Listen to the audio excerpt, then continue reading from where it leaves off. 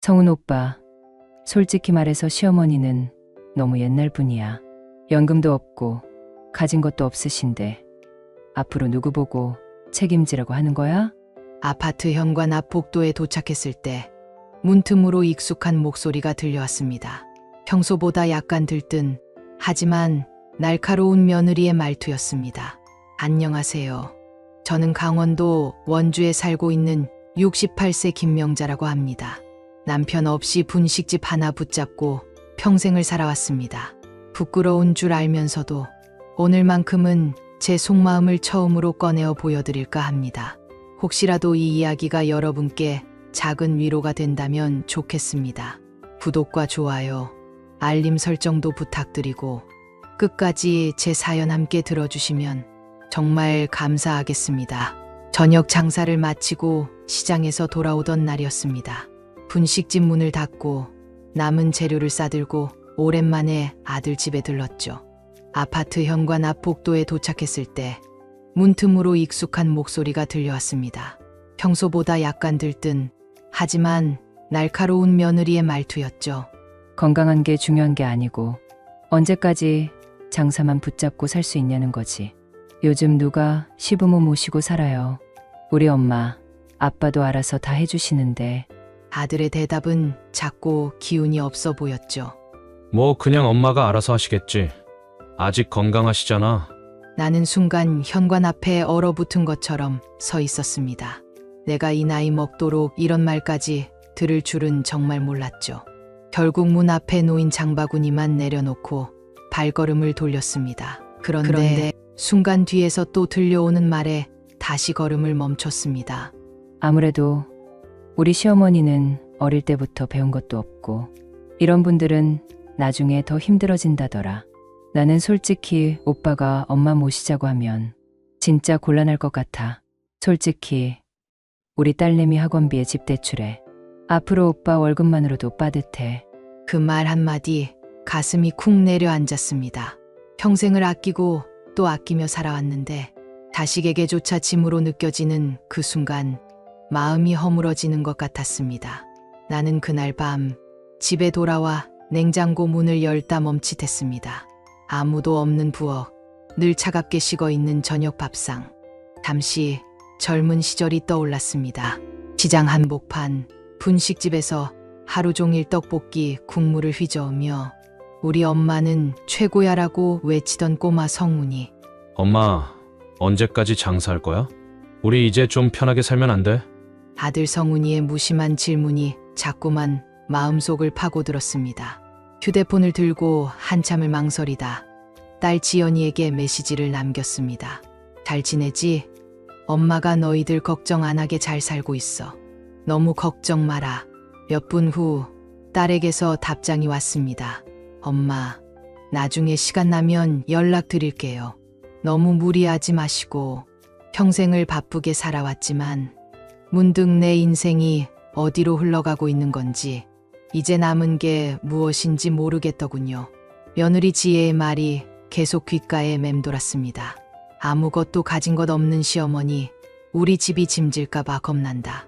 내가 진짜 이렇게 한심하게 살아왔나? 소리 없이 혼잣말이 나왔고 잠시 눈물이 고였습니다. 사실 내 인생은 남들 눈에 별 볼 일 없어 보일지 몰라도 나는 정말 한순간도 쉽게 산 적이 없었습니다. 그래서 그런지 자식들 앞에선 더 당당해지고 싶었습니다.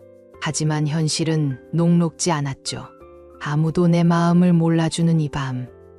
문득 내일도 분식집 문을 열어야 할 이유가 뭘까? 잠시 멈춰 생각하게 됐습니다. 살면서 나는 늘 참는다는 말을 입에 달고 살았습니다. 강원도 원주 변두리, 눈 내리는 산골짜기 작은 집에서 내 자매 중 셋째로 태어나 어릴 적부터 집안 형편이 넉넉한 적이 한 번도 없었습니다. 초등학교만 마치고 바로 논밭에 나가 일했고 시장에 나가 허드레시를 하며 남들보다 빨리 어른이 돼야 했죠. 명자야, 여자애는 많이 배워봤자 소용없다.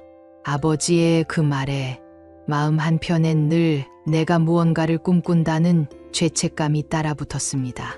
그래도 밥 한 끼라도 가족들 굶지 않게 하려고 한겨울 눈밭에서도 손이 얼도록 일했습니다.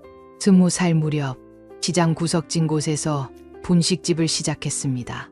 처음엔 손님이 없어 매일 남은 떡볶이를 이웃에 나눠주고 밤마다 이걸 얼마나 더 버틸 수 있을까 불안에 떨기도 했죠.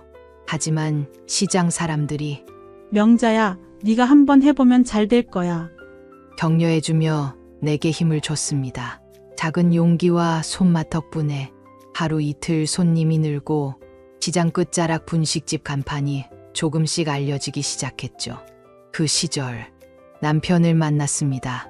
평생 농사 짓던 집안에서 자라 마음은 착하지만 늘 입이 무겁던 사람이었습니다. 둘이 작은 방에서 시작한 신혼살림. 쌀독은 비어도 웃음소리만큼은 항상 채워져 있었던 것 같습니다. 하지만 행복도 오래 가지 않았습니다. 남편이 갑작스런 사고로 세상을 떠나면서 내 나이 30도 되기 전에 두 아이의 엄마이자 아빠가 되었습니다. 슬퍼할 틈도 없이 아이 둘을 먹이고 입히고 키우려면 다시 시장에 나가 분식집 불을 밝힐 수밖에 없었습니다. 엄마, 오늘도 떡볶이 많이 팔았어? 아들 성훈이와 딸 지연이 가게 뒷방에서 함께 자라며 나는 하루하루를 버틴다는 말로 견뎠습니다. 아이들이 자라면서 내 학력이 초등학교뿐이라는 게 괜히 마음에 걸릴 때가 많았습니다. 학부모 모임에 나가면 다른 엄마들이 어머님, 요즘 세상에 공부 안 하면 안 되죠. 이렇게 쑥덕대는 소리가 들려올 때마다 나는 괜히 고개를 숙였습니다. 그래도 아이들이 어디 가서 우리 엄마 최고야 라고 말해줄 때 비로소 내 마음이 조금은 위로를 받았습니다. 분식집은 세월이 지나며 작은 맛집 소문을 탔고 성훈이와 지연이도 각자의 자리에서 열심히 공부해 성인이 될 수 있었습니다. 가난하고 모자란 엄마지만 그래도 우리 집은 서로 아껴주고 남들 앞에서 부끄럽지 않게 살자. 그렇게 다짐하며 지금까지 살아왔던 것 같습니다. 하지만 내 인생이 자식들에게 짐이 될 거라는 생각은 단 한 번도 해본 적이 없었습니다. 아들이 결혼을 하고 며느리 지혜가 집에 들어온 후 내 일상에 작은 파문이 일기 시작했습니다. 처음엔 별다른 기대도 불만도 없었습니다. 요즘 젊은 사람들 다 자기 삶이 바쁘지 생각하고 오히려 불편할까봐 집에 찾아갈 때도 며느리와 마주칠 땐 조심조심 한마디라도 더 신경 써서 말하려 했었죠. 하지만 지혜와 성훈이의 대화를 들은 어느 날 저녁 내 마음은 뭔가 단단히 금이 가기 시작했습니다. 오빠, 우리 솔직히 어머님 노후까지 신경 쓸 여유 없어. 요즘 세상에 시부모 모시는 집이 어딨어? 지혜야, 엄마도 이제 나이도 있고 혼자 잘 사시니까 걱정하지 마. 그런데 솔직히 시장에서 분식집 한다고 노후에 뭐 남아있겠어? 우리 부모님은 다 알아서 해주시는데 혹시 나중에 우리한테 뭐라도 맡기신다고 하면 난 진짜 부담돼. 그 대화가 내 귓가에 남아 밤새 잠을 이루지 못했습니다. 며칠 뒤 며느리와 함께 식사를 하던 자리에서 지혜가 조용히 말을 꺼냈습니다. 어머님, 혹시 가게는 언제쯤 그만둘 생각이세요? 이제 좀 쉬셔도 되잖아요. 나는 그저 웃으며 몸이 허락할 때까진 내가 할 수 있는 만큼 할 거야. 라고 답했습니다. 그런데 지혜의 대답은 더욱 솔직했습니다. 요즘은 다 미리미리 정리해두고 자식들한테 짐 안 주시는 분들 많아요. 혹시라도 가게나 집 처분할 때 저희랑 상의해 주셨으면 해요. 괜히 나중에 문제 생기면 가족 사이가 더 어색해지잖아요. 그 말을 듣고 나는 웃으면서 넘겼지만 가슴이 묵직하게 내려앉았습니다. 그 뒤로도 지혜는 작은 일마다 이런 건 엄마가 몰라서 그래요. 요즘엔 다 인터넷으로 처리하는데 엄마, 이런 거 어려우시면 저한테 맡기세요. 자꾸만 내가 나이 들고 모자란 사람처럼 느끼게 만드는 말투였습니다. 어느 날 아들 성훈이가 조심스럽게 말을 꺼냈습니다. 엄마, 요즘 지혜가 조금 예민해. 회사 일도 많고 우리 딸 학원비에 이것저것 신경이 많이 쓰여서 그래. 혹시라도 마음 상하셨다면 미안해. 나는 아무렇지 않게 니네도 힘들게 사는 거 알지? 엄마는 아무 기대도 안 해. 내 아버지 없이 여기까지 키운 것도 다 니네 덕이다. 라고 말했지만 마음 한구석에 내가 정말 자식들에게 짐이 되는 걸까? 라는 생각이 계속 맴돌았습니다. 시장에 나가 분식집 불을 켜는 그 순간조차 이제는 내가 가족 안에서 어디쯤 서 있는 사람인지 조금씩 헷갈리기 시작했습니다. 누군가는 명자 아주머니, 이제 좀 쉬셔야죠. 라고 말하고 누군가는 아주머니 덕분에 시장에 활기가 돌아요. 하며 칭찬해주지만 가족과 함께 하는 자리에선 점점 더 말수가 줄고 어색한 미소만 남는 것 같았습니다. 그리고 그 불편함이 언젠가는 더 큰 갈등이 되어 우리 가족을 흔들리게 만들 거라는 막연한 두려움이 자꾸만 마음을 무겁게 했습니다. 갈등은 시간이 갈수록 더욱 선명해졌습니다. 처음엔 작은 말 한마디, 눈빛 하나에 가슴이 철렁했는데 이젠 사소한 행동 하나에도 서로 속마음이 드러나는 게 느껴졌습니다. 어느 날 명절이 다가와 모처럼 아들 집에 저녁을 준비해 갔습니다. 며느리는 문을 열자마자 어머님, 이런 거 굳이 안 하셔도 된다니까요. 요즘은 집집마다 음식 안 차려요. 배달이 훨씬 싸고 편한데 왜 굳이 손수하세요? 나는 멋쩍게 웃으며 그래도 내 손으로 하는 음식이 제일 맛있지. 라고 했지만 며느리는 이미 관심을 거둔 듯 휴대폰만 만지작거렸습니다. 저녁 식사 내내 지혜의 대화는 단답형에 가까웠고 중간중간 우리 엄마는 이럴 때 여행 가시거나 자기 시간 챙기신다던데 하는 말에 내가 늙어서 지대에 뒤처진 사람처럼 느껴졌습니다. 식사를 마친 뒤 며느리가 갑자기 어머님, 가게 일 언제까지 하실 건가요? 솔직히 저희도 아이 키우면서 집안일 신경 쓰기 쉽지 않아요. 나중에 혹시 몸이라도 안 좋아지시면 우리한테 의지하지 마세요. 요즘은 다들 노후 자기가 챙기는 거예요. 이렇게 말하는데 아들 성훈이는 내 눈치를 살피며 지혜야, 그런 말 좀. 하고 말렸지만 분위기는 이미 얼어붙어 있었습니다.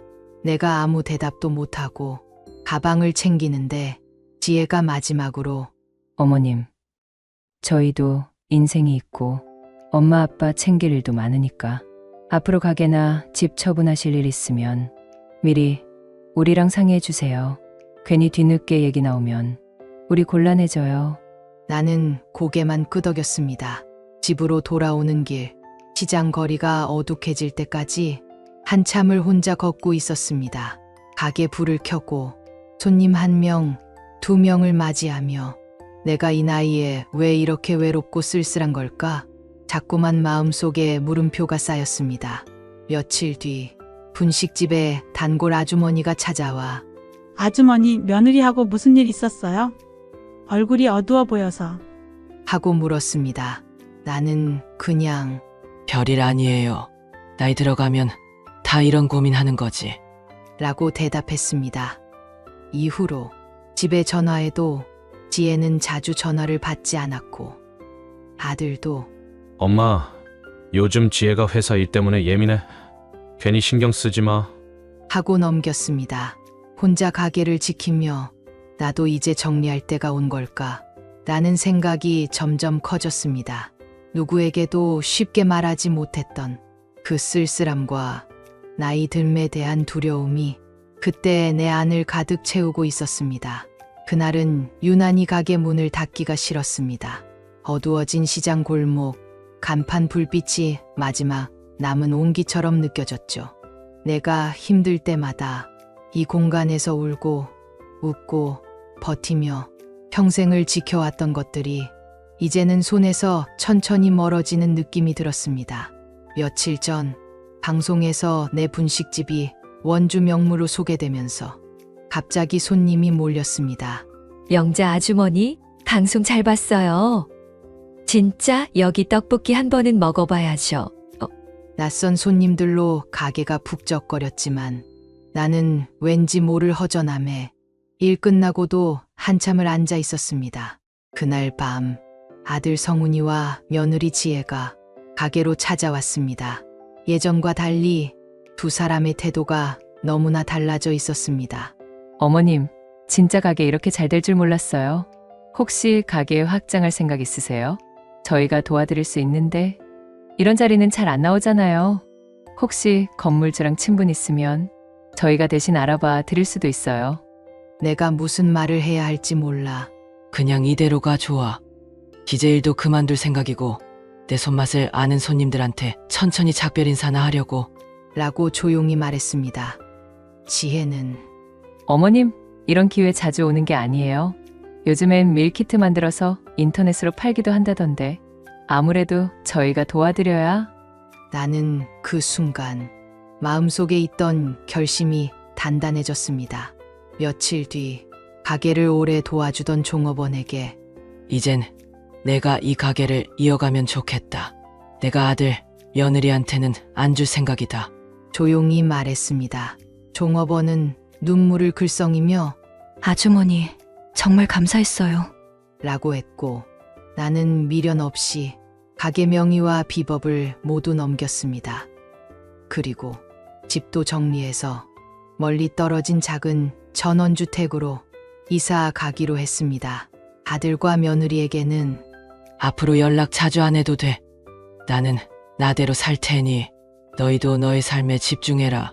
마지막 인사를 남겼습니다. 지혜는 한동안 이해하지 못하겠다는 표정으로 어머님, 저희가 뭐 잘못했어요? 이렇게까지 하실 줄은 몰랐어요. 라고 했지만 나는 조용히 사람 마음이라는 게 돈이나 물건보다 더 소중하단다. 내가 그걸 알아주는 날이 오면 그때 다시 내게 와서 밥 한 끼 먹고 가라. 라고 말했습니다. 그 순간 내 마음에 한 줄기 평화가 찾아왔습니다. 나는 평생 짐이라고 생각한 가족에게서 비로소 벗어나 이제 진짜 나 자신으로 살아가기로 결심했습니다. 요즘은 매일 새벽 창밖으로 비치는 산그늘과 조용한 공기 속에서 하루를 시작합니다. 전원주택 마당에는 작은 텃밭과 흙냄새, 햇살, 바람 소리만이 나를 반깁니다. 가끔씩 이따금씩 아들한테서 엄마 잘 계시죠? 하는 짧은 메시지가 옵니다. 딸 지연이도 엄마, 쉬고 계신다니 다행이에요. 라며 사진 한 장 보내주곤 합니다. 예전 같으면 내가 가족에게서 멀어진 걸 슬프고 쓸쓸하게만 생각했겠죠. 하지만 지금은 그저 내 몫의 평화와 고요가 얼마나 소중한 것인지 매일 새롭게 느끼며 살아갑니다. 혼자 있는 시간이 처음엔 참 낯설고 어색했습니다.